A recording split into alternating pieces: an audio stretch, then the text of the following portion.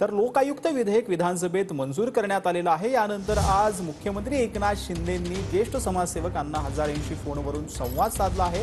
ही बातमी जी आहे ती यावेळेला हे विधेयक संमत केल्याबद्दल अण्णा हजारेंनी मुख्यमंत्री एकनाथ शिंदेंचे आभार मानले। तुमच्या मुख्यमंत्री पदाच्या कारकिर्दीत आज लोकायुक्त आलं हे आपलं सर्वांचं भाग्य आहे।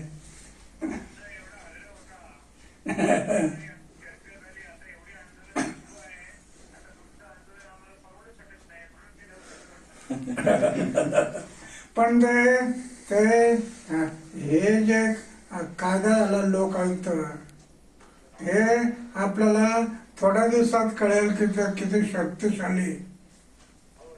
आजपर्यंत जेवढे कायदे झाले असतील त्याच्यामध्ये सर्वात मोठा शक्तिशाली कायदा हा लोकायुक्त आहे।